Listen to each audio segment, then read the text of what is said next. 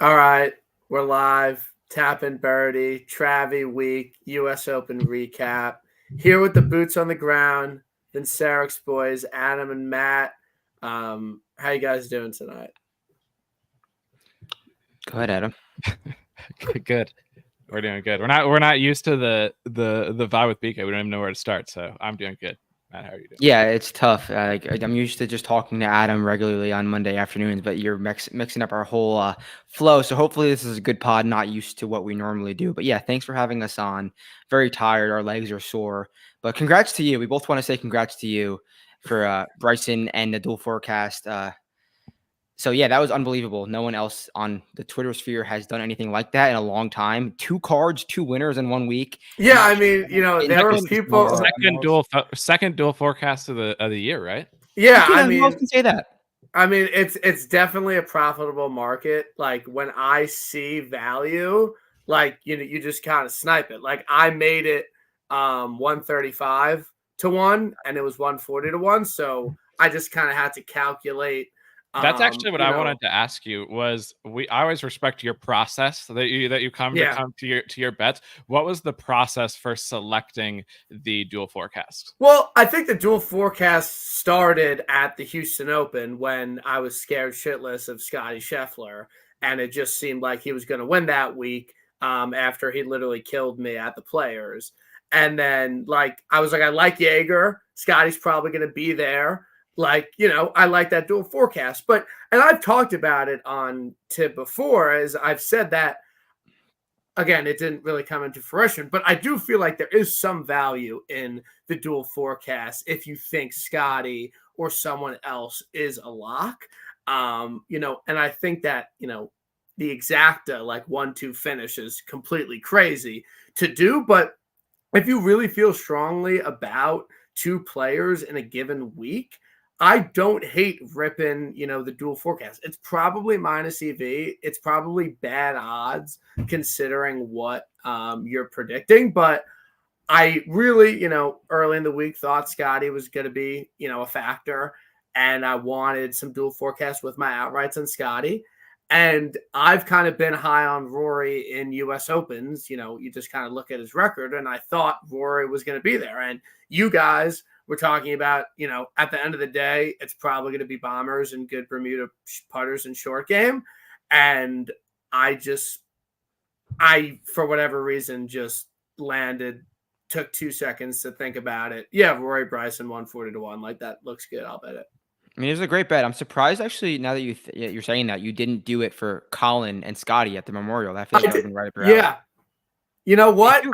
I should Vic lap that because I thought that could have happened, but those were like legit 30 to 1, which I don't think there's a lot of value there. Like the dual forecast with Scotty are definitely like super I did not know low odds unless you're doing it with like a super long shot, which would obviously be tough. But yeah, I mean, I just always kind of Wyndham Clark changed everything for me at the U.S. Open. And, Adam, I know you were there last year, but I think around LACC last year, there was a lot of talk about how this is a different U.S. Open venue and it's opened up to a lot of different players. And, I talked about it on the pod last week, but like Wyndham Clark's, the one thing he's good at is hitting it long. And he goes out and wins the U.S. Open. So that really changed things for me. And I don't know if it did for you, Adam, after going to LACC last year. Yeah, I mean, I think also in like general, and I wrote about this on the site last week, it wasn't just LACC. Like U.S. Opens have been won by guys gaining 5-6 plus off the tee for like 5 years in a row. Like it's just how the U.S. Open is now because the courses are just really fucking long. But I still think, and Matt and I talked about this today, it's like Bryson didn't win because of his driving. Like he drove it really well. He gained like 4 or 5 strokes off the tee, but that's not enough to win a tournament. Like you still have to do a bunch of other things. His short game was insane. Like it was absurd. Yeah, no. And like, I definitely wasn't going into the week, and I don't know what you guys saw from the grounds about what your overall thoughts on Bryson's short game was. Like, I never thought Bryson was just like an unbelievable chipper. of the golf ball. Like that's definitely not what comes to mind. Like when you think about Bryson, but I don't know. I mean, I definitely was most impressed by the short game. And I think you guys talked about it a lot, was that at a certain point, it kind of became an up and down contest. And everyone was going to be faced with a fuck ton of 6-7 footers for par. And I think that was something that you guys really like honed in on and nailed, because you just had to make a ton of mid-length par putts. And I think that was really what drew me to Bryson.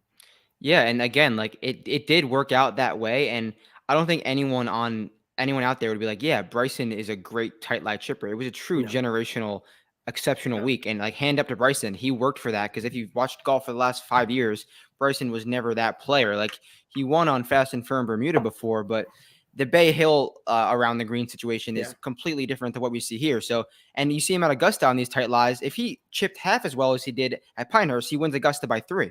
So it's just incredible what Bryson did, and like hand up to you. Props for betting in. Props to Bryson for winning. It was truly unbelievable what he did.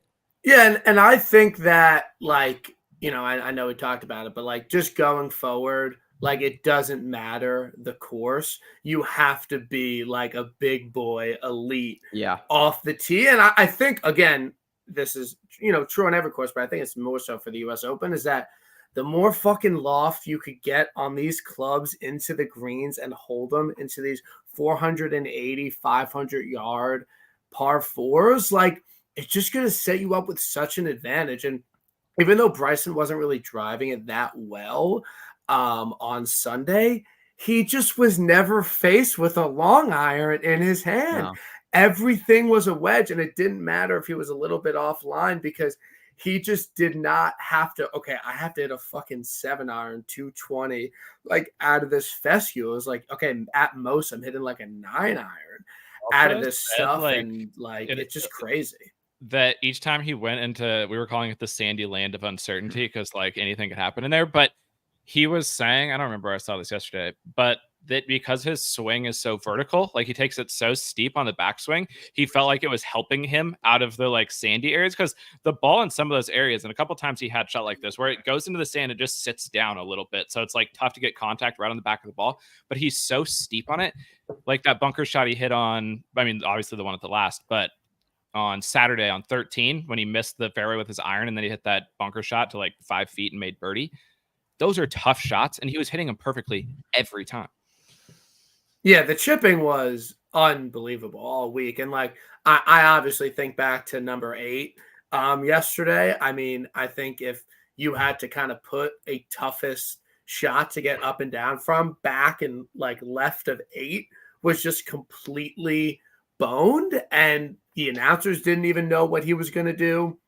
And like he just kind of has this weird takeaway where I hate that he takes it away right over the ball. Like it's like Adrian Moronk. He does the same thing as Moronk. It's such a Moronk. weird like motion, like practice rehearsal, right over the ball, like he's gonna do it, and then he just stops. But as soon as Bones was like, that was exceptional, and I'm sure you guys love Pavs giving him the thumbs up on that. It's like, okay, if Pavs is giving him the thumbs up, I mean, that was just, the insane thing was an unbelievable up and down.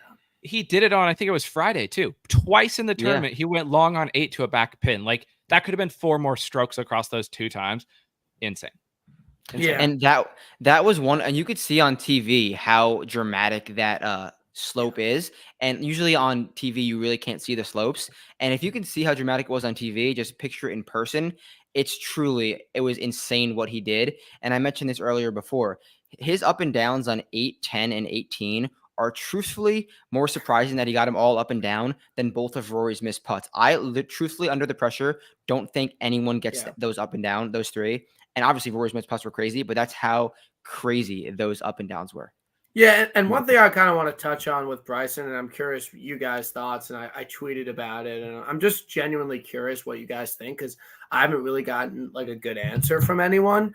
How do you kind of rectify Bryson being 15th in the Live Point standings this year and being literally the best player in the first 3 majors? Like, to me, like, it just doesn't really make any sense. Like, he's done nothing of note on Live this year. And yeah, last summer he shot 58. And I think that's why a lot of people, were high on Bryson going into the year. But like, he's literally like behind like Adrian Meronk and like all these like terrible golfers on the Live standings.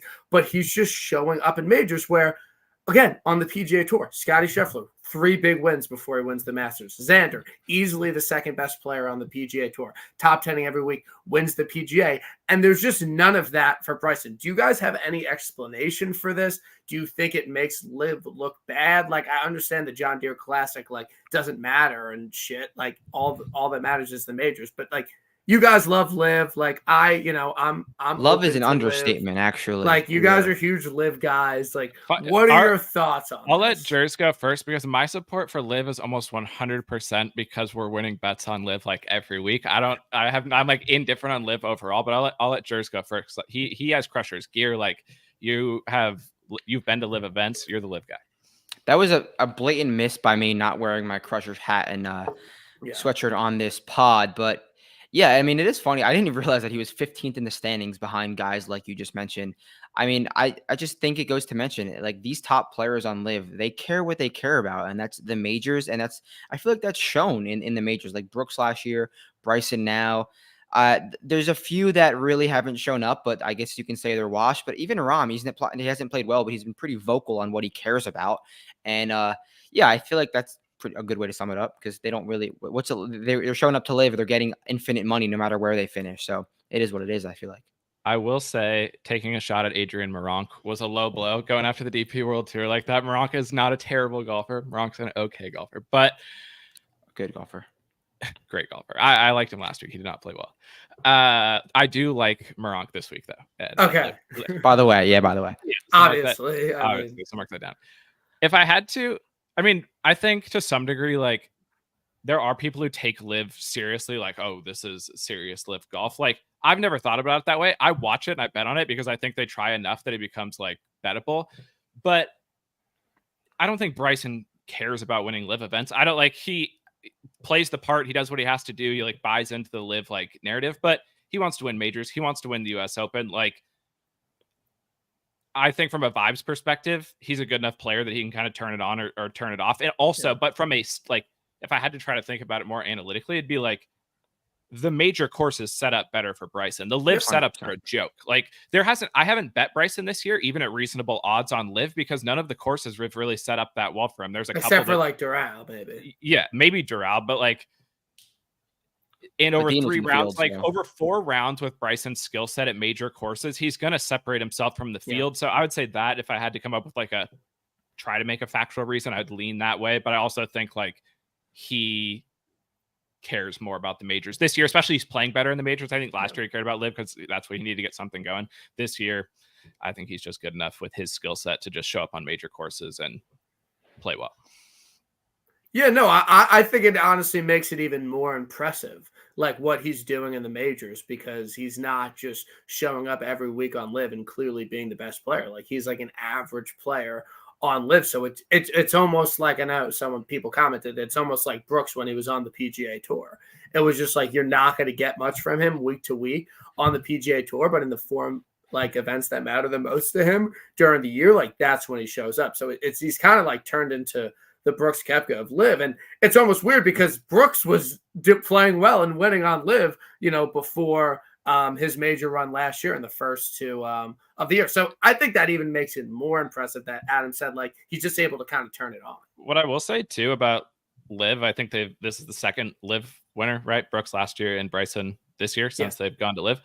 Both of those wins came off of them having an event the week before. I actually think the course in Houston wasn't a terrible like prep course for the US Open. Like, it was driving focused. It was Bermuda, like the tight lies around the greens. Bryson talked about it kind of being useful to him. I'm pretty sure that the week before Brooks won, there's an event, because Brooks always his only won when there's an event. I think he won before the Masters, and then I think he like top 5 before the PGA. Right. I'm just saying that there was an event in general the week before. They've done that for some events. They haven't done them for other events. I think there's now like some evidence that if Live was smart, which they aren't, like, I don't consider Live like geniuses by any means, having these events the week before is at least allowing these guys to get into the mindset of like, there's a major next week, let me prep. And when besides Memorial was different, besides the US Open, because that's a big event, but a lot of times like guys play Valero before the Masters. Like nobody thinks of Valero as any different than a live tournament. Like it's fine, but just letting them get the reps before the majors, if that's all they care about, I think they should probably do that.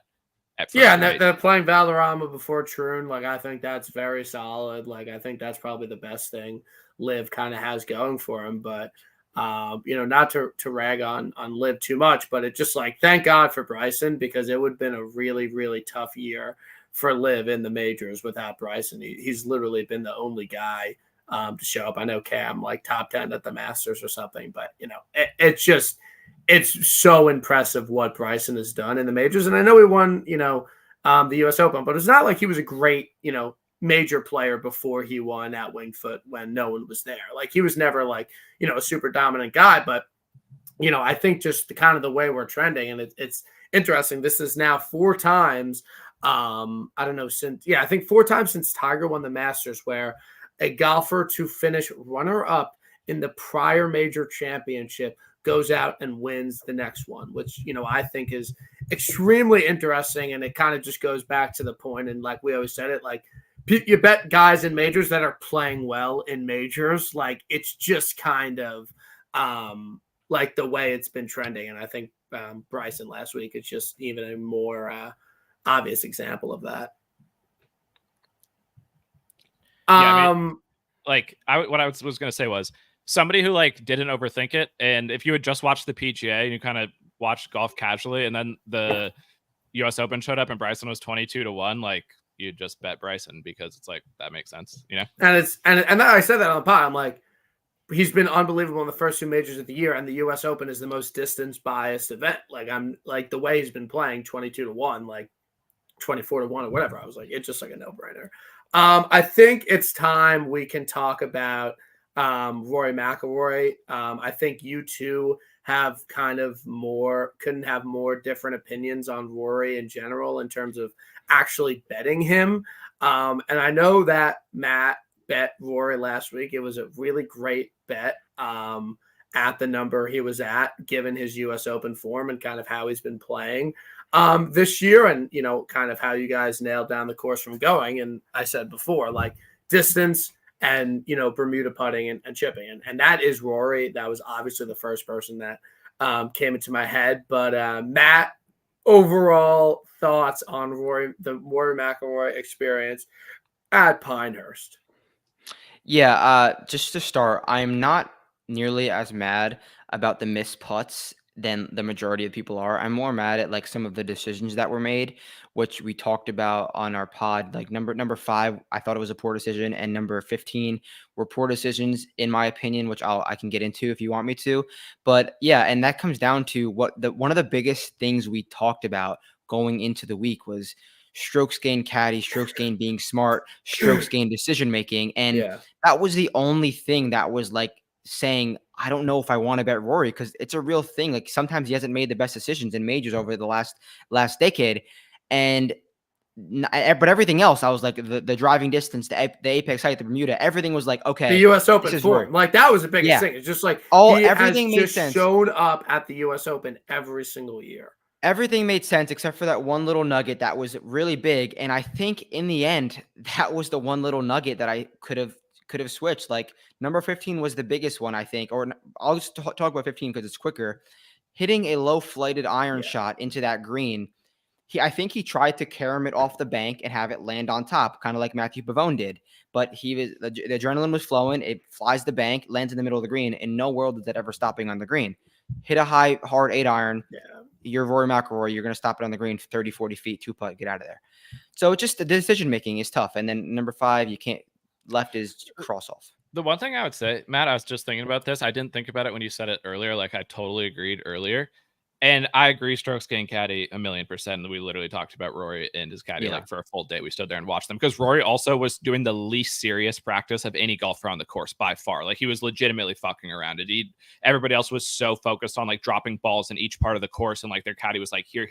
Rory looked like he was at a bachelor party. He had his phone. No, you can't even like. It was truly pathetic. Like at what I don't. Like, I'm trying to drill in what Adam's saying. He was literally texting between like just hitting putts, just texting. It was crazy. Like because he should have won. Yeah, he still almost won. Like, what I was going to say was, I don't know, like, even if his caddy said, Rory, this is the shot that you need to hit on 15, he doesn't have the iron shots. Like, it may not necessarily, like, I agree, it's likely that like a big chunk is his caddy stupid. His ball flight on some of the par threes on those like long irons when he's between clubs just don't look as good as some of the other players. Like, Bryson swings out of his shoes and gets the same high ball flight every single time. Like, Pavone even was hitting the ball really high with a consistent cut. Like, I still just, it's Rory's iron play. He almost lost strokes on approach again this week. He did at LACC too. He's going to lose by 1 stroke, 2 straight US Opens, losing almost on approach in both of them. Like, just clean up the iron play. I agree with that. I agree with that 100. I'm not saying, like, no, I don't think anyone's saying Rory's a generational iron player, but I mean, the shot he hit on 9, the shot he hit on 17, they were both high shots. Obviously, the one on 9 was good. The one on 17 was in the bunker, but the one on 17 was a blatant, like, low shot. I doubt he hit it thin. He hit a 7 iron, so I think he's hitting a 7 iron to hit it low for a reason, and it's a 190-yard shot. And 8 irons, that's the club if he's hitting a high ball. So I really feel like it was thought out to hit a low shot that was going to bounce up to like take off all the juice. And I just really think that was a crazy decision. It's hilarious. I mean, we're talking about his iron play shots. We spent like 5 minutes talking about Rory. We haven't even touched on the putts. We're like digging deep on his. No, honestly, I'm not as much with jurors on the Harry Diamond, Jamie Dimon. I like calling Jamie Dimon the CEO of JP Morgan. Like, to me, at the end of the day, Rory hired Harry because he said he wanted to take more ownership of his shots and like his round and what he's doing, and didn't want to rely on his caddy. And like, at the end of the day, what he did, I mean, I don't think we want to be too hard on him, and I deleted my tweet from before just because I felt bad and people were commenting. But like, I've always kind of like, I've never been, Rory's never going to win a major again. Like, he's the biggest choke artist ever. Like, I think what I've always said is that after 2014, he went through a pretty long stretch of just straight up not contending in majors and like truly not showing up for them and not being in the mix and not being truly have a chance to win on the back nine of Sunday. And now he's done it for the past 3 years, which, he hadn't done for a really long time. And I think, I'm not turning this into a positive, but I think Rory is trending a little bit in terms of his play in major championships and actually, being able to do it on Sunday.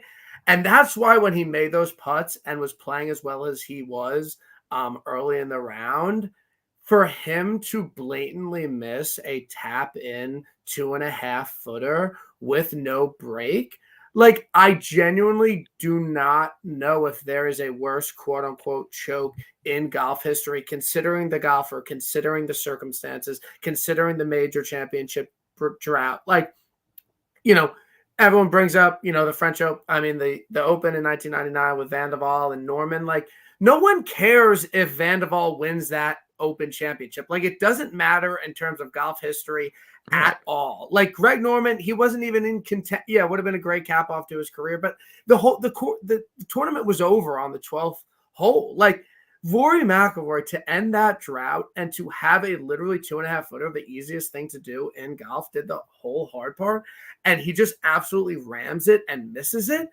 I don't know how you can kind of say, like, it's not all mental with the guy and the weight of winning a major championship is too much, because he had it. It was the most he's ever had it in a major. He didn't win.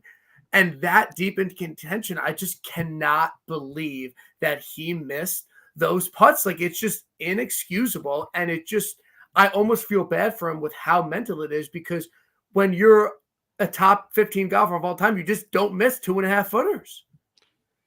Yeah. The way I described it to jurors, it was like, we talked about this earlier, like, the difference in emotion down the back for basically the whole tournament between Bryson and Rory was just so starkly different. Like, Bryson was all in on the emotion. Like, he was going to show you 1,000,000% what he was feeling on every single shot. And he had decided that was the mindset that he was going to have. And he clearly was going to ride it, win or lose. Like, I don't know how much of Bryson is real versus he's like being a showman, but he chose that path because he thought it gave him the best chance to win the tournament. At the end of the day, he's going to do whatever he thinks gives him the best chance to win. And he said, I'm going to take on all the emotion as much as I can. Rory, even when he was making those incredible putts, like he was making some insanely clutch putts. And every time he was just kind of like, okay, like they were small fist bumps. There was a little like pump. You could see, and then it played out how it played out. Even Bryson, when he was missing putts down the stretch, was like falling to his knees and like in despair. I think like you could just see the 10 years of history. It built up in him and he didn't let it out. And Bryson was just like, I'm going to die today. If that's like what it, like, I don't care. Like I'm going all in. Like it was crazy just to see that difference in emotion. And then it shows it obviously on the last putt, Bryson makes it his crazy celebration. There's Rory like peeling out of the room, being gone. It was like, you could just see it was just right there in front of everybody to see like the difference of the pressure on two guys in the most important moment of a golf tournament. Brian, how were your emotions like sweating a Bryson ticket? Like when did you think it was good? When did you think it was the only time like I genuinely sometimes like, not even Cantlay. Don't even include Cantlay. Well, sometimes I just have a feeling like, okay, like I think I'm gonna win this week. Like not like sometimes I'm like I fucking, and again, no one deserves to hit a large bet or anything. But whatever happened at the Players, like I deserved a big one. Like whatever, random runner up, whatever. I'm still not over the fucking Players. Like that was absolutely fucking ridiculous. But I think like Saturday, I was like, no, like I think I'm going to sweep. Like I really thought Saturday, like during the day, I'm like, I'm fucking sweeping this shit. Like Bryson's winning 1 stroke over Rory. Like it's all hitting. Like I was pretty confident. The only time I lost faith was, I don't know what happened. It was like exactly when I tweeted. I think Bryson was in trouble on 8, and then Cantlay like had a close birdie putt, and I genuinely thought Bryson was going to fall off, and Rory was going to beat Cantlay 1-2. And that would have been Cantlay had a birdie putt on 9. Cantlay had a great approach shot on 9. Yeah, and that makes sense because Bryson was on 8. Yeah, and like that's when I really was. But then Rory made the putt, and then Bryson made the putt, so it was quickly like okay. But I kind of like I was confident that I was at least going to win some money, but obviously the cards broke how they broke. And I remember vividly thinking on 8, because I was like trying to go through all the scenarios or whatever, and I know there weren't many. Like Pat missing all those putts was amazing. Like he missed a bunch of putts. Like he didn't miss. I was watching. He didn't miss that many egregious putts. He missed a few. I mean, but he also 4 putts inside 6 feet. He got up and down from some spots that were outrageous. Like that one on 7 when he putted it around the bunker on I think Saturday. Like Smiley was like, how I don't understand. And having been there, like those shots are mind blowing. Mm-hmm. There were some of those up and downs that I would give like a 5 handicap player 100 balls and they would not hit the green on 80 of them. Like they're absurd shots. And so Cantlay definitely missed some of those birdie putts, but he was also a wizard around the greens this week. Cantlay was insane. Yeah, no, I genuinely like felt pretty confident all week, and obviously it turned out really well. And I vividly if Rory beat Bryson like in a playoff, I wouldn't have been that upset. But like I wanted the Bryson. What did you think about Ludd? Because like I know people got so mad at me. Yeah, like you tweeted. What did you tweet? I said he was a luck box piece of shit putter. Oh yeah, and I agree that at that point of the tournament, he was luck boxing par putts. Like he was holding on for dear life because Matt and I had talked before the tournament. Like Ludd makes sense from a ball striking. He's going to always gain infinity strokes ball striking at a course like this, and he putts pretty good. But his short game's not that good, like his chipping and things like that. He was not chipping it. He wasn't missing any greens the first couple rounds, but when he did, it was like those par putts were miracle putts. Yeah, and I think that's when you tweeted. But yeah, people like went after you.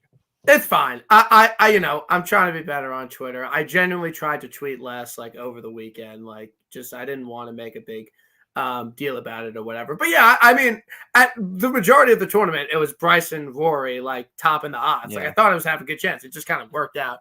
When Bryson missed on 15, like, were you like, what the fuck? Were you pissed as fuck? Well, Rory missed like right after. Like I didn't have that much like time. 5 minutes. It all happened so quickly. But yeah, I mean, as soon as Bone said dead center right, I'm like, he's missing this. Like I just kind of had a bad feeling about it. But I think that the question is obviously, is Rory going to win another major? Like, it's just like he's so down in the dumps that like he has nowhere to go but up. Or is this just like he's like going to turn into Greg Norman? And will Rory McIlroy win another major? Because for this week, 100% yes. So I know you didn't listen to our pod because we didn't want to muddy the takes. We needed it to be clean. I've declared many times on the record that I didn't think Rory was ever going to win another major. I always list off that it's been like 40 plus majors in a row. Like, how could you ever bet him at 10 to 12 to 1, whatever it is? I actually am changing my take. I think he wins another major. I think he just wins the US Open because he's gaining infinity off the tee every single time. And one time, by luck, he's just going to win. Like, it almost happened this time. He missed 2 tap-in putts, basically. Like, the one on 18 was a little more difficult. But still, and he still probably should have won. I've seen enough now that if Rory can almost win the tournament losing strokes on approach, like, I can't sit here and declare that he'll never win one. Because it's just a cheat code off of the tee in these U.S. Opens. And like, if Ted Scott caddied for Rory, he would win the Masters. Like, that's a take that I'm like experimenting with as well. So I'm going to go the other way. I've been hard out, but I'm like, it's so bad it's good. Like, it's so bad. It was so bad it's good. Matt? I mean, he's betting Matroon. Yeah, you know how often I bet Rory in majors and not successfully. So yeah, why wouldn't I? Yeah. Could you see a world where Rory wins Troon by like 6 shots? Absolutely not. No, it's too soon. And like, it's just harder to it's harder to separate at the Open's fucking random. It's random. Yeah. Usually the person that wins the Open, it just comes in amazing form and is just like a random ass player. Rory, no, he's gonna win a US Open with a PGA at Valhalla. Like, I genuinely, he'll win a PGA or US Open before the end. And I don't know if I want to get into this. And I tweeted and people were like mad at me. Like, it's tough for him to withdraw from the Travelers. Like, I understand he's going through a lot and everything. But it's just like, Travelers pay so much freaking money to be a signature event on the PGA Tour. And it's just like, you're going to get Rory McIlroy. And I feel like they have some connection. Like, like he's shown up at the Travelers. Like, it's an event like they need kind of Rory McIlroy at. And I said this, there is not, and I understand it's Rory McIlroy, there's not a single golfer on earth that does what Rory does and withdraws from the Travelers. You just don't do it. But he's at a point where it's like, I don't give a fuck. I don't care what anyone thinks about me. I don't care how I look. I'm just going to do whatever I feel is best for me at the moment. And it's kind of like you got to respect it to a little bit. But it's really tough for him not to play Travelers. And I understand he needs a break, but I just think, like, and first of all, like, golfers can do whatever the fuck they want. Like, if this makes Rory happy, he should do what makes him happy. Like, who am I to decide what matters for Rory? I would just say that from, like, how I think it looks to people in general. Like, I was even talking to my friends who like are casual golf fans and just what they were saying. It's just a bad look when you choke the tournament. No, it wasn't like some bad break befell you. It's your own fault. Like, tap the putts into the hole, like take some ownership. It wasn't like he hit it. Some crazy bad thing happened to him. If that happened, I'd be like, I can live with that. Well, Bryson like played absolutely unbelievable and beat him. Bryson makes an eagle from the fairway on the final hole. Like, something crazy happens. I'd be like, okay, fine. Bryson gets it up and down from the bunker for 55 yards. Imagine that happen. But like, you miss 2 tiny putts that you have made every single one the entire season, and then you withdraw from Travelers and didn't stay and like congratulate Bryson or anything. Like, now you look like you choked and you're kind of like a crybaby a little bit. I just wouldn't. It just looks bad. I think it makes him look bad. Horrible look. Even though I don't personally care. If I was him, I wouldn't want that like perspective of me when you blew it. Just like, put your hand up, I blew it, and move on. I think people would be like, all right, cool. Yeah, and like he did this, it was almost more egregious when he did it after he missed the cut at the Masters. Like, he just missed the cut at the Masters. It wasn't like that big a deal. Like, and it's like, nah, I can't play RBC. Like, I'm out. Like, it's just like, it's tough. And like, I don't know. And I think that, when he has the Scottish Open press conference, like, a month has passed. Like, no one's going to really care. But so he doesn't really have to face the music on it a little bit. I hope he doesn't do a press conference for like a year. He just avoids the press. And the very first one he does, the very first question is like, what happened on 16 at Pinehurst? George, what are your thoughts? Yeah, I literally tweeted yesterday, what if Rory declines media for the rest of his career? But yeah, it's simply a horrible look. Like, you did what you did, and they're just going to not show up. Like, come on, dude. Take some ownership. And the Notes app thing is just hilarious. Like, you did the. And it was clear he never congratulated Bryson until that moment. Like, that was the best part. It's just like, it was clear. Like, obviously, I don't know if he texted Bryson, but it didn't seem like he texted Bryson. It seemed like that was when he was congratulating Bryson. Like, and then I also like for him to say, I'm taking more positives than negatives out of the week, then why withdraw? Yeah. Like, I understand, like, the divorce thing, I'll give him a pass. I think if he wasn't going through a divorce or not getting divorced, I think it's a different story. But it's like, you're going to have 2 weeks off anyway. It's whatever. I feel bad for Travi. It's deep in my heart. Yeah. Like, yeah. How could we not? I guess it would be good for crowds, maybe. Why not replace Rory with somebody else? Like, why not get Nico in the field or Min Woo? Yeah. Like, if they why aren't they replacing Rory? I don't understand why the signature events don't replace the guys that withdraw. I actually think this is a good over under. What happens first?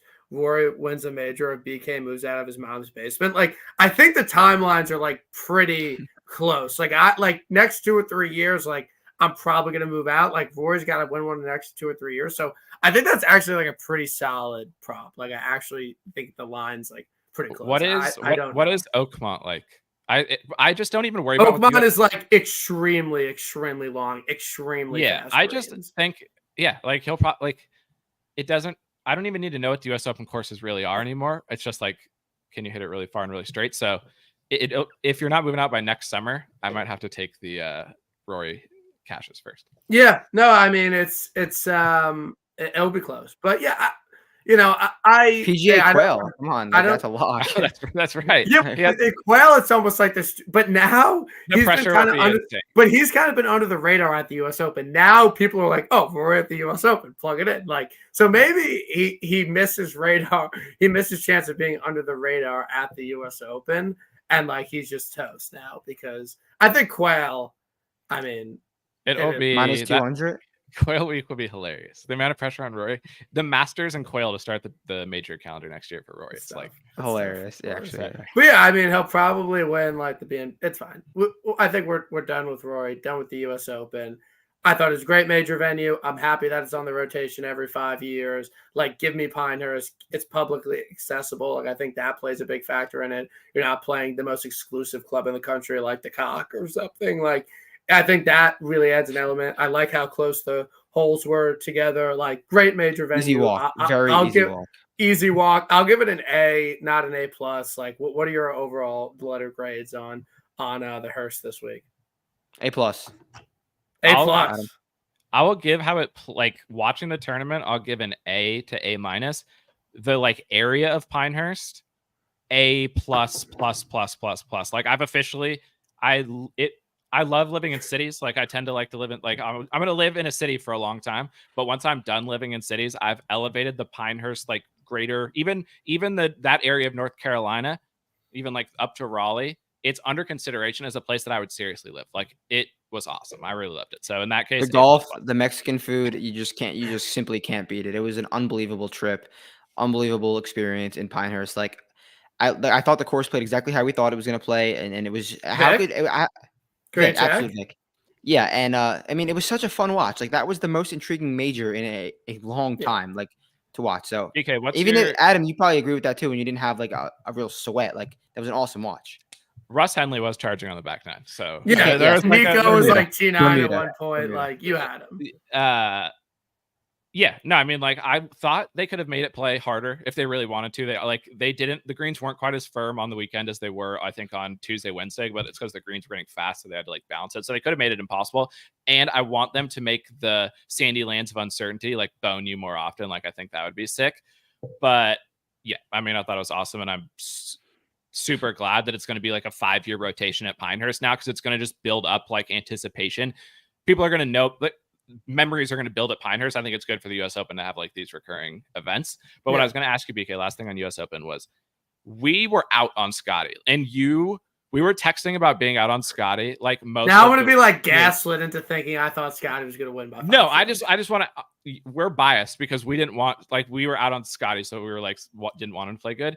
What was your take on Scotty's performance, just in general? I mean, fuck him. Like, genuinely, I'm really glad he didn't play well. Like, he made 4 birdies all week. Like, that's hilarious. Like, that is one of the funniest things I've ever heard, that he made 4 birdies all week. No, I mean, yeah, I mean, I think once you guys were kind of talking about, everyone's going to have a fuck ton of 6-7 foot par putts. And I kind of saw that from like watching old videos and stuff. I was like, okay, that's probably not great for Scotty. And then you were like, it's really hard to separate with your iron play because like half good iron shots are ending up the same spot as horrible iron shots. I'm like, okay, that doesn't really set up well for Scotty.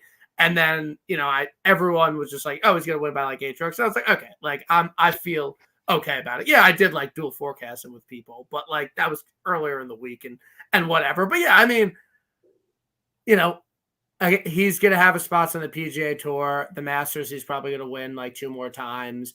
Again, I know I said he needs to win in June. He did that. Like, you got me. But like, Scotty, the next thing to do is to win a major that's not the Masters. Like, that is what is so clearly like next. Ask him the prop, like, Adam. Oh, yeah. So which happens first? Bryson wins one of the majors that he doesn't currently have. Obviously, he just has the US Open right now, but he's got 2. Or Scotty wins one of the majors that he doesn't have. So like Scotty wins either PGA, US Open, or Bryson wins Open, Masters, or PGA. Which one happens first? I mean, I think it's pretty clearly Scotty, right? He likes Bryson. I like Scotty. I think it's closer than like it sounds when you say it. Because like I can see this being a 1-year thing for Bryson. Like, does Bryson win another major? Yeah.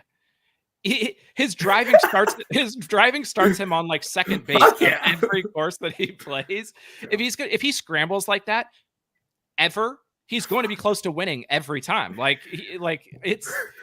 I mean, that's like saying you said does Bryson win another major? Like, it's Brian Harman. Like, it's the generational driver of the golf ball. Yeah, but like after Bryson won the Winged Foot, people weren't like, "Oh, Bryson's like definitely winning another." Yeah, because he was just like he would weighed like 300 pounds and was just swinging out of his shoes, like only hitting drivers. Like, he used to be good before that. He was winning like 4 times a year on the PGA Tour. He had one of those seasons where he just won a ton. Like, he's really, really good. He just kind of went off the deep end, but it worked for him to win Winged Foot. I think he still has a lot of his career ahead of him. Sure. And I just think majors are hard to come by. This year. He's been better than Scotty in the majors this season.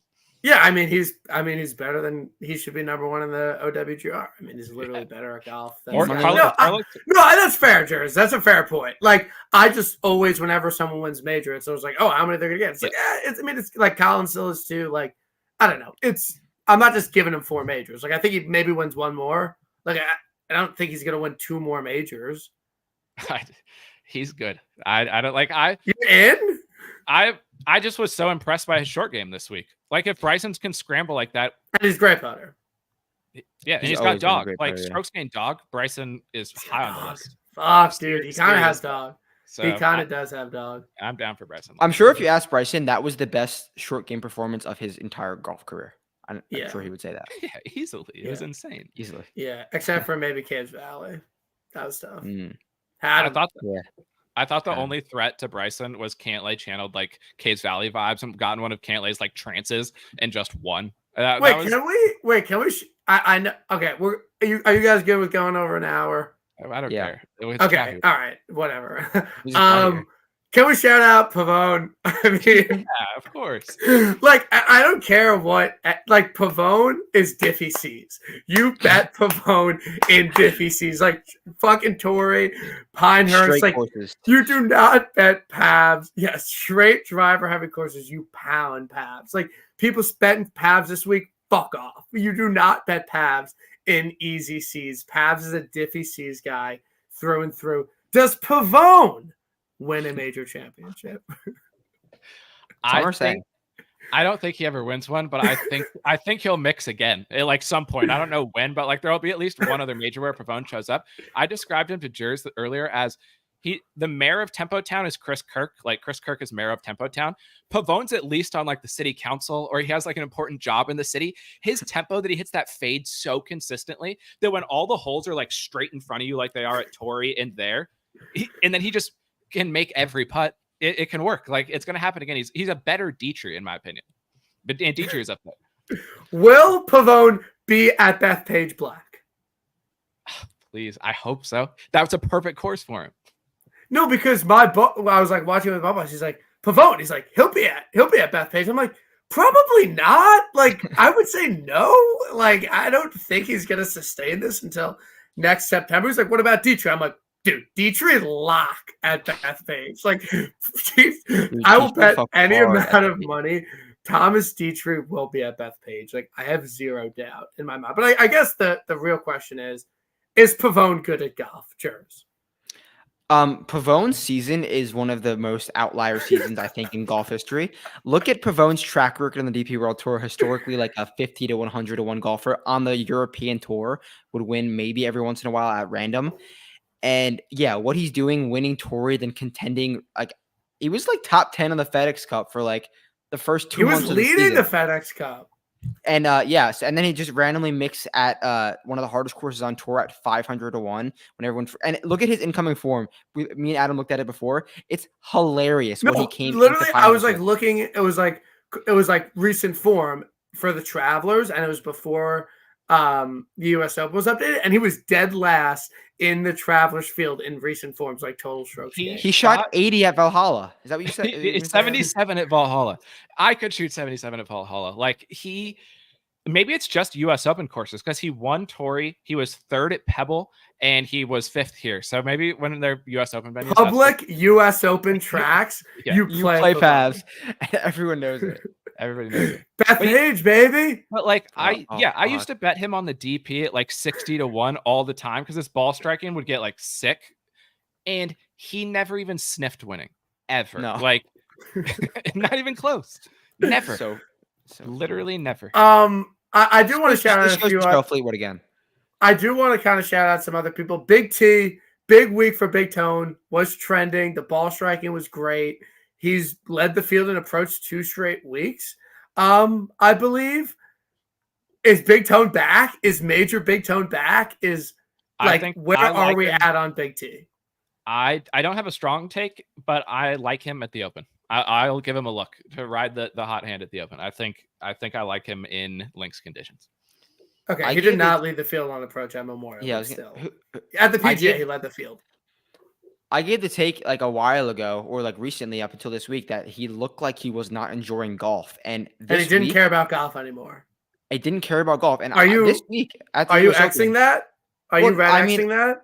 I'm not yet because it was a U.S. Open at Pinehurst, but he really looked like he cared and like was into it and got upset when he hit bad shots and really cared on Saturday. But I mean, going forward, we'll see how he cares. But in the past, like he would hit a bad shot, miss a putt, pick up his ball, and get out of there. When he made a mistake on Saturday, he looked like distraught, like to a degree. He looked like he was actually upset because I was like, this dude has money, he's got a big family, he doesn't care where he finishes anymore. And now he looked like he really wanted it on Saturday. So it's good to see from Tone. I mean, the Tone season is around the corner. We got the Rocket in what, next week? We'll know. We'll know if Tone really cares. Yeah, the U.S. Open's a prep event for Tone getting ready for some of the key, like 3M's coming up. He's got some important tournaments on the horizon, so it's nice to see him taking advantage of this opportunity on a good course fit to get in the rhythm for when he really gets focused over the summer. Yeah, right. I'm hyped for that. Okay, we can talk about Travi. I think it's one of the more unique courses on the PGA Tour. It's I think the past 3 winners, in my opinion, all have extremely well-balanced games. Like they don't have one thing about their kind of game that sticks out. Like Harris English, she's just kind of good at everything, kind of. Xander is like the epitome of good at everything. Keegan, like good iron player, like good putter, but like overall, like pretty generally well-rounded. What are you guys seeing, Adam? Like, what kind of trends have you seen in terms of like what people have done before winning here? Like, what are your kind of keys to success at a TPC? I don't even fucking know the name of the course. TPC. River Highlands. River Highlands. My bad on that.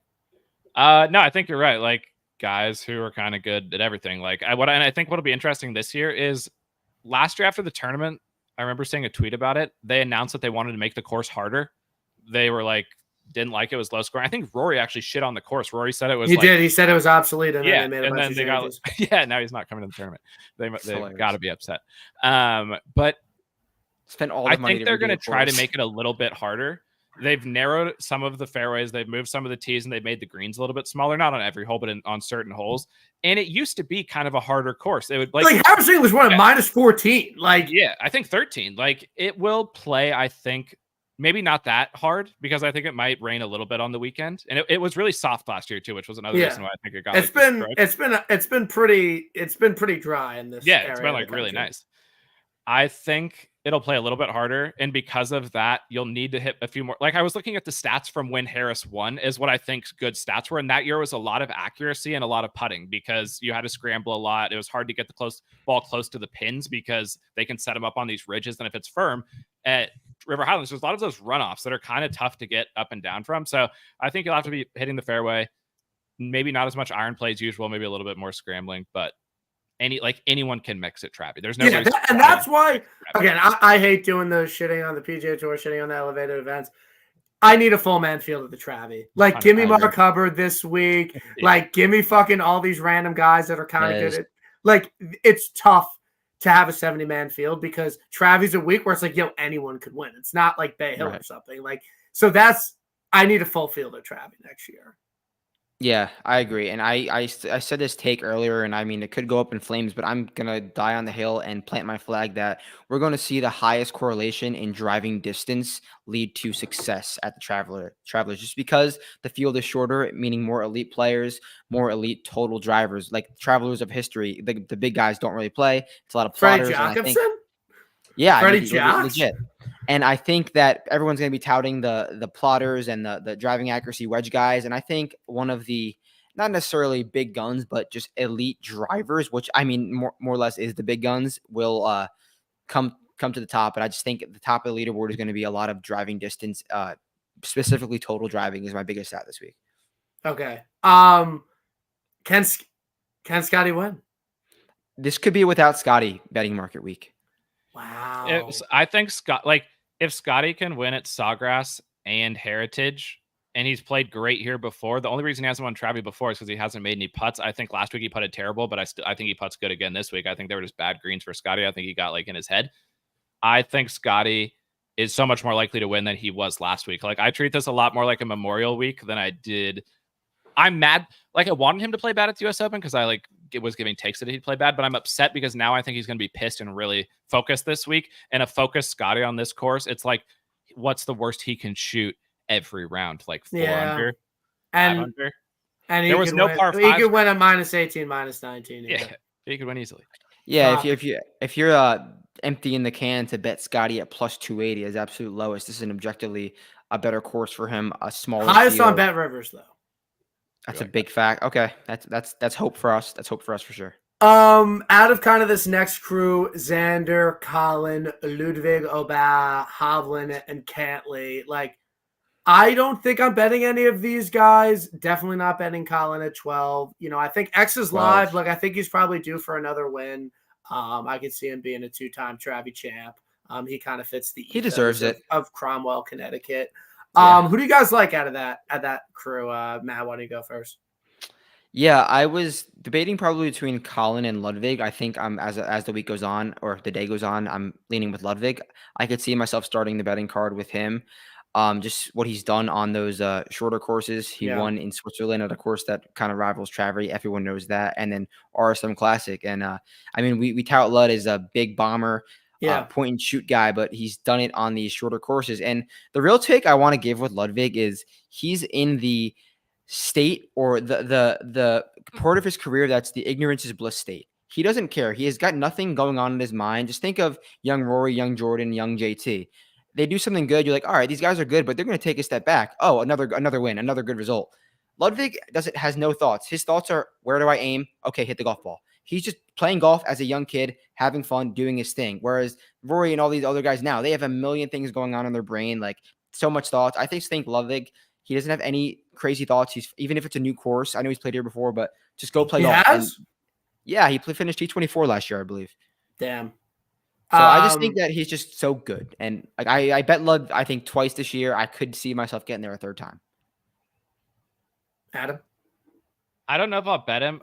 He opened at 25-1, and I was like, "Damn, this doesn't even make sense." I don't think he did, dude. No, Cantlay. Oh, like, is this some sort of trap? So Cantlay is the one to me where Cantlay's been top 15 here 6 times in a row. He probably should have won the last two tournaments here. He could have won last year, and he kind of blew it. Xander win. Nope. He let Xander win. If Pat is back, I don't need to worry about what he was doing before he became back. Once he's back, he's back. Like, that's just how he rolls. I was surprised that he was 25-1, but I'm kind of out on guys who get hammered. So I need to see what happens with Cantlay. I assume a lot of people are going to bet him. If they do, I think currently most tipped. Right. So then I think I'd have to be out. But I mean, it makes all the sense in the world. Yeah, I mean, Cantlay at Travelers has like always been a thing. Like every year, everyone bets Cantlay at the Travelers. Like it's just kind of his spot.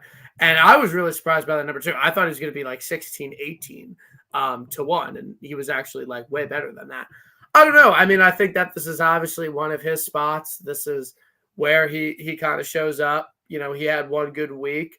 He was T3 at Hilton Head too, which is another similar course where he just shows up and plays good every single time. I don't love it just because I'm kind of out on Cantlay at Travelers, like as a concept, like just in general. Really? So like I'm just shot into like after like I remember the year we first went 2 years ago, he was like super popular. Like I genuinely think he was like the most tipped, and I was like, why the fuck is everyone betting Cantlay at the Travelers? Blah blah, and he almost won, and I was like, really didn't want it, so I don't think I could go there. Colin.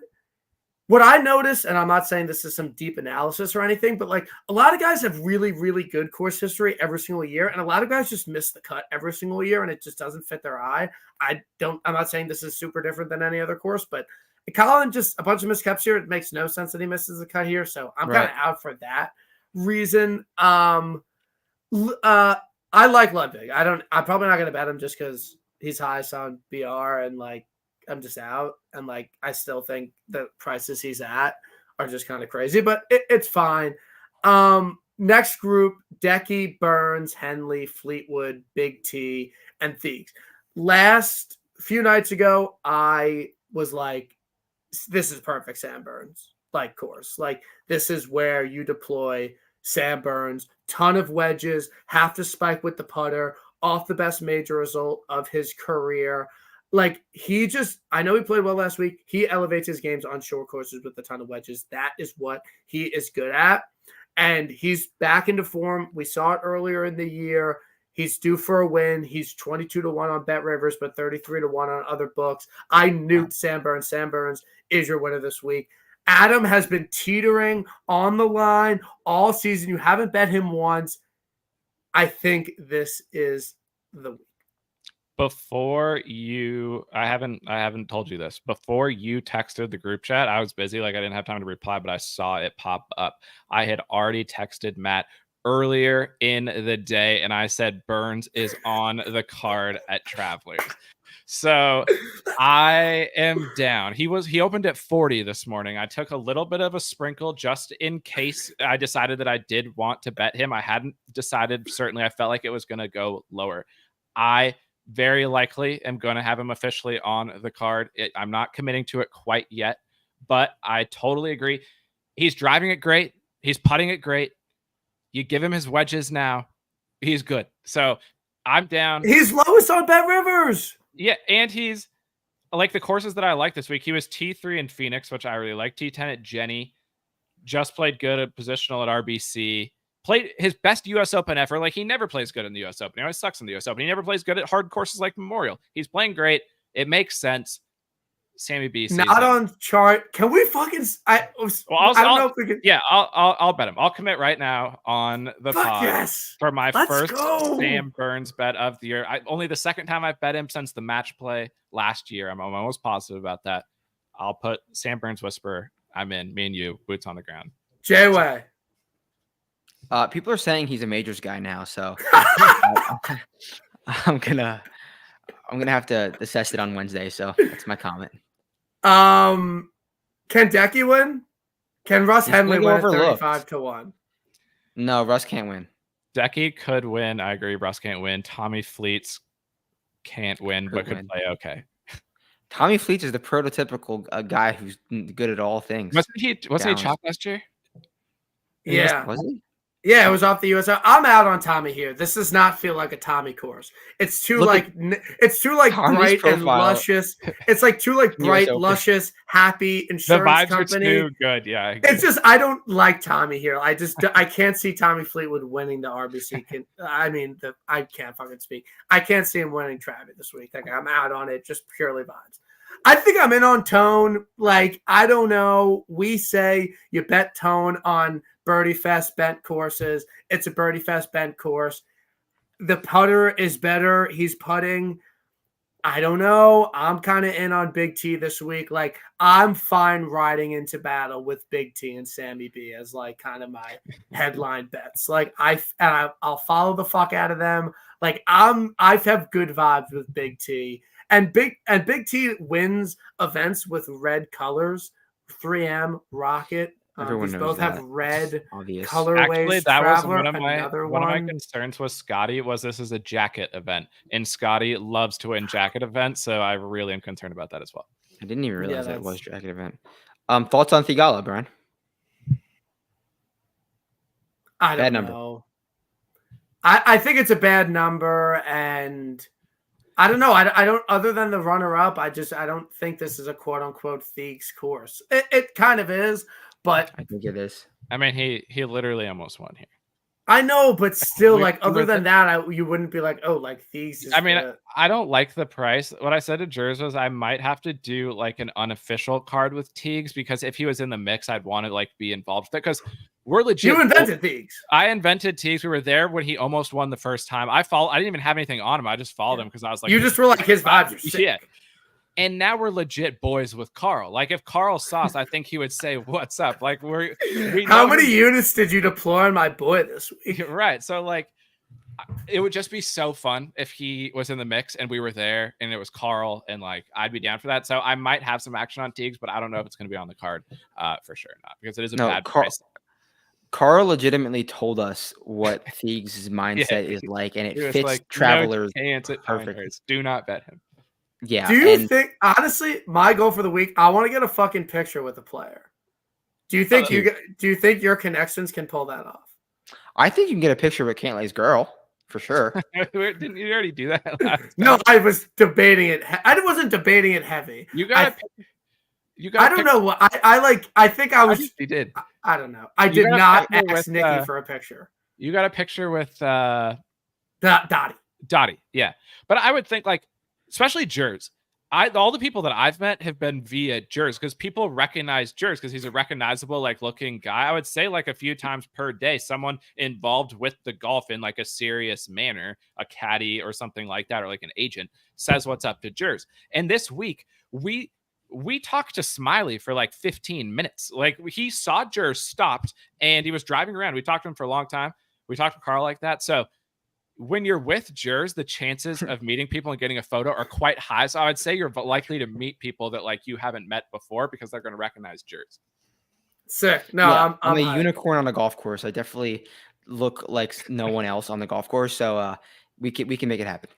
No, I want to be inside the fucking, like, I want to be with the cool kids this week. Like, I want people to say, what up? Harmon, no chance. Like, T20 lock. Love that. Harmon, I would not be surprised if Harmon never wins another PGA Tour event. Like, I think he won his Open. Like, that was it. He's not a winner. Like, he had his run here. I would love to get a picture with Brian Harmon or say what up, congratulate him on the Open. Like, I'm down 100%. Honestly, JT is highest on Bet Rivers. JT 50, JT 40, good number. Not a good number. Thomas? JT. Okay. Yeah. Yeah. Okay. The professional golfer from the University of Alabama. No, Posty guy. What are we doing here? He's so unserious as a putter. He's so I can't. It's funny to watch, actually. Him practicing his putting. It is. I'm not like but like it's a solid number. I also said that at the Pinehurst and it was terrible. This is where he had his like coming out last year. He had his first good event. Look at his putting. No, I don't think he could win. I don't. Horrible. Okay. I'm out. I think this guy, I like Will Wilcox. Like, I'm about his game. Like, it's fine. It's just like a bit weird to me, like what he's done to Sanjay and how he like seems to not care. Like, and he's just out playing golf. Like, he just literally cares about how many views his 7-iron with like draw spin gets. Like, Sanjay was like a really solid player for a really long time, and now he's just kind of shit. I do think this is a solid Sanjay spot. I do want to support Willie. What are you guys' thoughts on Sanjay this week? Matt, go first. Adam likes Sanjay a lot more than I do, so I'll let Adam have the floor. I I just think Sungjae in the last 4 non-major events, like all the signature events plus Colonial, has played really good. He's been top 12 in all 4 of them. For whatever reason at the majors, he's just sucking right now. Like, this is a Sungjae course. I don't think I'll bet Sungjae to win, but I think if people are just off him because he played bad at the US Open and it's like DraftKings or something, and it's I a don't bad know reason. his ownership, but like if people are just off him, I would say give him another chance because this What is are his odds? 50. That's fine. My rule with Sungjae, like not really this year, but it was 30. Like anything above 30, he was auto no. Like below 30, I was down. So I mean, like, Yeah, that makes sense. Matt picked. I asked him earlier, Siwoo, TK, or Sungjae, and he said Siwoo. Bad course history. But yeah, Siwoo makes sense here, but he has bad course history. I'm out. Why is Sepp Straka 50-1? I mean, that makes no sense. 20-1. The first time I ever heard of Sepp was at Travelers, I'm pretty sure. Like a while. Like, I'm in on Sepp. He's won Deer Run, which is a solid comp, like Ben TPC course, same winning score. I've kind of been riding him. He's been doing it. Jers, like you said on C, right? Yeah, I think I'm going to get there on Sepp. I mean, we all know he wins the US Open if he doesn't hit the flagstick on Friday. Not a hot take at all. So why not just parlay that into like this? You said he's Diffie C's when you're looking at his results, but the archetype of Sepp before this little run, he's fucked on harder score. I mean, easier scoring conditions plenty of times. So I'm down for some Sepp. Like this isn't like a minus 27 event where it's the hardest course ever, especially if they're trying to trick it out a little bit. His ball striking is hilariously good these last 2 weeks. I'm in. Hilarious. It's Sepp. Like I'm in on Sepp. I'm in on vibes. Yeah, I mean, I'm in on Sepp. Like his profile looks a lot like Sungjae. He was T5 at Heritage, T8 Wells, cut PGA, T5 Schwab, T5 Memorial, and then didn't play great at the US Open, made the cut. Like non-majors, he's finishing top 10 every time. And that's a massive asterisk on the US Open because he hit the fucking flagstick. Right. That was a hilarious hole. That was honestly pretty good. And then he made the hole-in-one later in the round. Bad fucking beat on no hole-in-one. That's Hubbard hole-in-one was so close. When they someone sent me a ticket. When they cut to Hubbard on 15 out of the blue, I was like, no way does this happen. Because they kind of set it up like a hole-in-one, too. Would you have been upset, genuinely? Yeah. Brian? Yeah. Okay. I think we would have had to be upset. We call Hubbard hole-in-one every tournament. No, it's not even a joke. He might be the best par 3 player on the PGA Tour. So is Andrew Novak, by the way. He just aims at the pin every time. Like, you get Mark Hubbard with a teed-up ball on a perfect line. Like, he just goes ham. That's why he played good at Valhalla, Adam. Yeah, there were 7 par 3s at Valhalla. Like, we should have been on him there. He aims at the pin every time. That making a hole-in-one on 15 at Pine would have been the greatest hole-in-one maybe in the history of golf. Like, it would have been so perfect for Hubbard to be the guy. And he looked like he didn't give a single fuck. He looked like he was mad it didn't go in. He was like, I can't believe that this just happened. Like that. Yeah, no, Hubbard. I'm not even trying to be like, oh, I love like shit. How was Hubbard not in the field this week? Pathetic. Absolutely pathetic. All right. Some guys with long odds. Are you buying low on any of Wyndham, Homa, or Fitz? All great golfers, not major championships, not major champions, but all guys usually in the 30s that are in the 60s. What are your thoughts? Homa's the best DFS player on the board.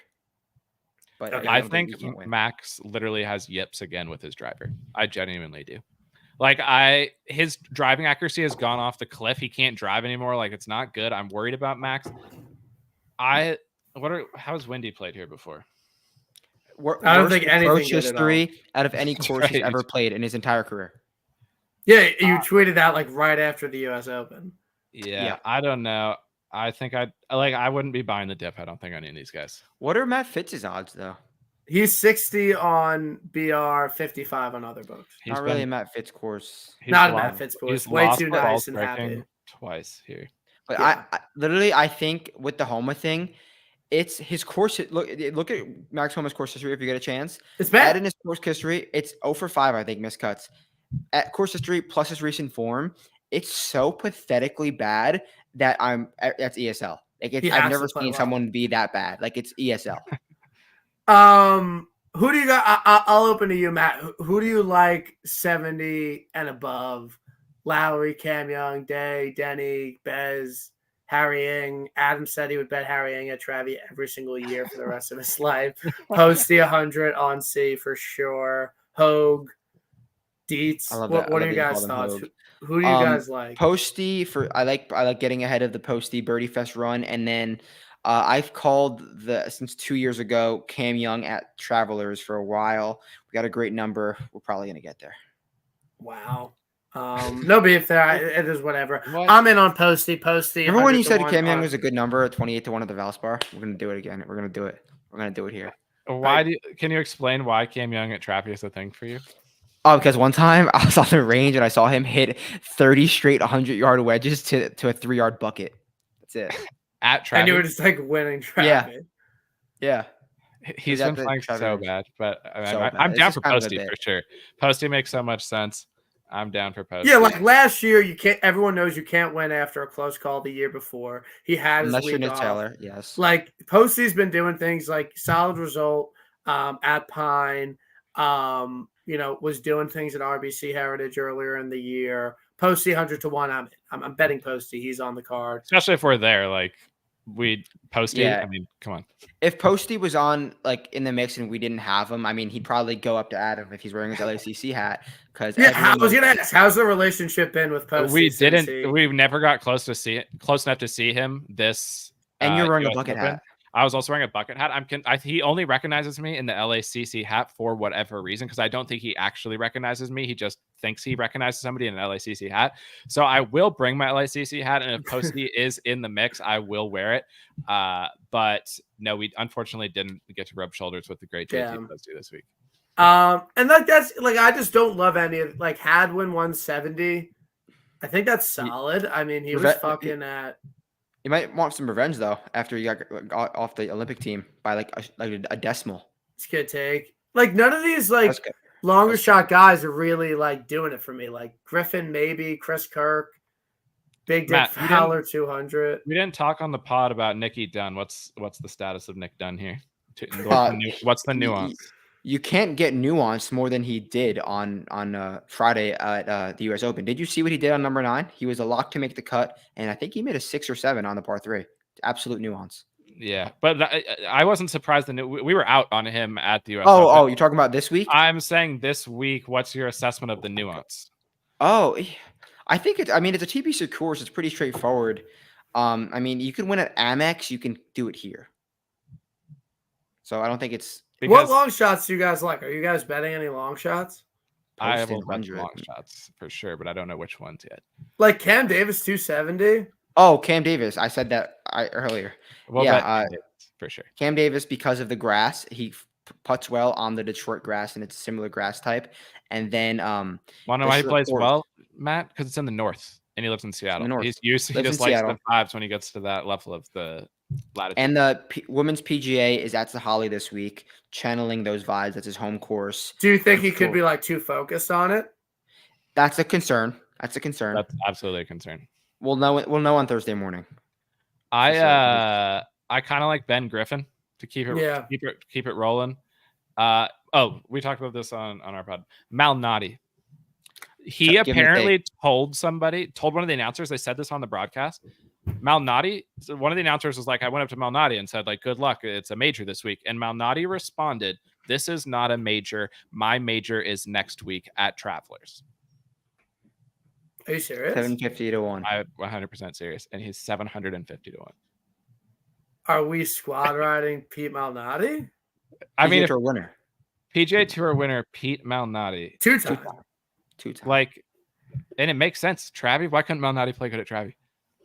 I don't know.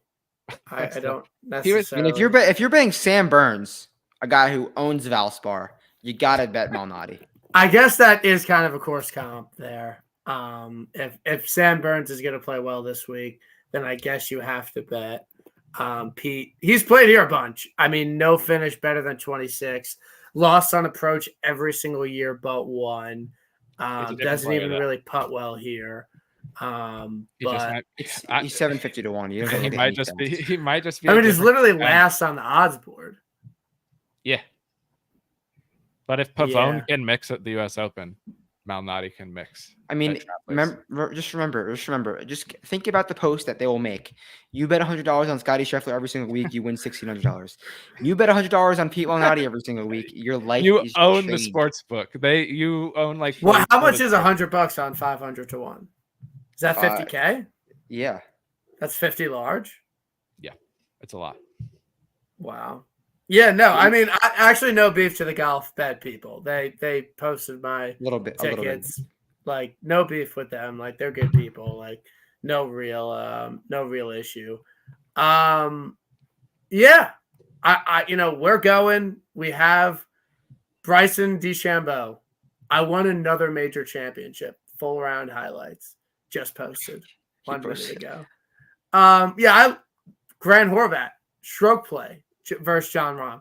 John Rahm is cooked. If John Rahm is doing YouTube golf against Grant Horvat, like it's over for him. Like I don't have any. Who do you like for Liv Nash? Because if we have any guys in the mix, what do you guys are like? We're the not fucking going to whisperers. the tournament.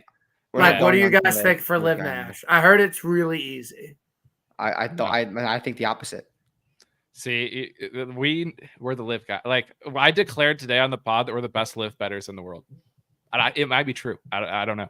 Well, I will. Who said it was really easy? Who'd you hear that? I mean, no, you don't have to call anyone out. But it's I think this is going to be the hardest Liv event outside of Doral. That's my. They had a KFT tournament here for 3 years in a row, and the winning score on KFT was only like -16. And on KFT they shoot like 25 under all the time. And Jersey, you said it's par 71 instead of par 72 or something? KFT plays at 72. They're playing at 71. So it might be. Who do you guys like? Sergio. He likes Sergio. I like Sergio too. I want guys who are good drivers, like good tee to green. I like Dean Burmey this week. I like Moronk, but I make my Liv selections on Wednesdays. Like that's my protocol for Liv. Even though it starts Friday. Yeah. Yeah, that's the nice thing about Liv. You've got some time to like. There's no. Okay, we don't. I will. I'll give you the real reason for Sergio. Because I bet Dean Burmester at his worst number on Liv. I bet Carlos Ortiz at his worst number on Liv. Sergio is at his worst number on Liv. Yeah, but week. Sergio's like a proven guy. Like those guys were like random non-winners. Sergio has like an unbelievable amount of. Carlos Ortiz is a more proven guy than any of those guys. Sergio flushed it at the U.S. Open. I'm just seeing his stats right now. Did you guys? He played so good. Yeah, I'm down 20 to like. Jers, I'm with you because he gained. I'm riding it. He was fourth tee to green in the whole tournament at the U.S. Open. He's been playing good on Liv. If this is a hard course at all, he's almost won 3 different. He's been second 3 times on Liv this year. Yeah, like that just shows he's a loser and he can't win on Liv. Strokes gained. He congratulated Bryson after Bryson won too. He was the only guy there. So yeah, no, I'm in. I mean, I'm riding your Liv bets this week. I told Matt I always I've bet a lot of bets on Bookmaker, and I always have excruciating losses on Bookmaker for whatever reason. I hit my first bet on Bookmaker ever. Can't withdraw because they always have like a bonus when you deposit. And you get like an extra $50. I'm like, don't even think twice about it. And I never won, so I never knew. I have to bet $1,000 on Bookmaker before I can withdraw. Do they have any of the money? Do they have the Liv team market? I think they do. I've been second. I've bet Smash twice. I'm not going to bet them this week because I don't think like Brooks. They're not a good course fit. But I've been second on single Bs on like 10 to 1 on Smash now, 2 tournaments in a row. I think I'll let you know who I'm eyeing up in the team. Yeah, like let's just because I want to get Legion through right that. now, but we have to see the odds. The Legion will probably be the favorites, but if they're above 5, we might be in. They were not. What about Caleb Surratt this week? Home game. Lock. I texted Drews yesterday. Like Caleb Surratt on C. No, not on C, but not for sure. But I like Legion. They're probably the favorite though. But team market? I don't think if they're over 5. It's on the card. Yeah, they usually post. Monitor that. The huge thing. John Catlin's listed in the odds. Is he in this week? If Rahm's out, then Catlin's in, which should be a huge detriment for the team market. But I'm gonna bet Rahm 10 to 1 if he's in. Yeah, keep her on the injury report for the team market this week. It could definitely have an impact. Yeah, no, I'm definitely we'll be looking. Is our golf booked? What's the status of this? Because I declared on our pod that Jers beat me the 2 matches that we played. Yeah, I think he won 6-5 the first one, but then it was 2-1 the second one. I think I'm rounding back into form. I really like our chances. I declared us the favorite in the match against. Yeah, I mean, I think we should definitely be giving strokes to them. It just like Matt doesn't want the strokes. He wants strokes gained dog. Yeah, but that's just like. That's fair. Did you not watch the USGA commercials? Like it's fun to have a handicap. No, it is. No, I mean, look, I am very confident in my golf game right now. Like I think you guys will be pleasantly surprised. I'm playing a country club tomorrow. I'm nervous for your driving. I know I'm nervous for me. I'm nervous for me because your driving is really good. Yeah. No, I've heard really good things about the course. It's really nice. It used to be a country club. We're playing Friday 1 p.m. I don't know what we're doing Sunday morning. I want to go to Mohegan. I'm down to play golf. I think because there's a bunch of tee times. Like I think we wait after Friday and decide to see if we want to. But very much looking forward to this week. It's Juneteenth Wednesday. I'm off Friday, like short week. Like we're vibing. I don't know if Vincerix gives off for Juneteenth, but I will not be working on Wednesday. So definitely a short week, but excited to head up north with you fellas. Pinehurst stuff was great. Glad we could do this. Definitely having tons of content coming everyone's way for upcoming Travie Week. Yep. I'm looking forward to it. And I will say, to be clear, Vincerix supports all holidays. Like every holiday that's holiday, you get it off of Vincerix. That's automatic. But yeah, should be a great week. But we need to have guys in the mix. Like we really do. I haven't done well. No, I did hit Harris English, but like when we all went in 2022, none of us had. No, Jers had Pat. Yeah, that's true because he was on the chart that week. Also, I don't remember that. We had Conrad. That's the thing about the full field is a guy like Schindler would be here. No Monday qualifiers is bullshit. Like this, if anyone from the tour is listening, full field. Conrad Schindler truthfully could be listening to this. I'm not even lying. He could be listening to this right now. Shout out. Yeah, I mean, if he's listening an hour and 20 minutes in, like that's some dedicated shit. But everyone's sub to Vincerix. Content's been great. Excited for the open stuff. Matt, you're not making the trip across the pond, right? No. Okay. Adam, are you booked up? We're getting there. The boots on ground at the Open is under consideration. Matt's poking around with some of his contacts in the industry to see if we might be able to get some hookups. So stay tuned. We'll let the people know about the boots on the ground situation. Sick. Well, I'm looking forward to Troon. Last major of the year. Can't even believe I'm saying that. The year just at least we got the Olympics. I think the Olympics are going to be sick. I think like this is the Any first early leans. Colin. Rio. Can an American win back-to-back Olympics? People are asking. That's a question. I think it's a Colin course for sure. It's a Colin course for sure. It's a Scotty course for sure. Like Scotty against the Olympics field at a course where like ball striking really matters, he could feast. Definitely going with that Scotty in Rome. I think that's not Rome. Paris. In Paris. But yeah, I hope everyone has a great night. Sub to Vincerix. And we'll be back for Rocket next week. Looking forward to it. Ricky's defense.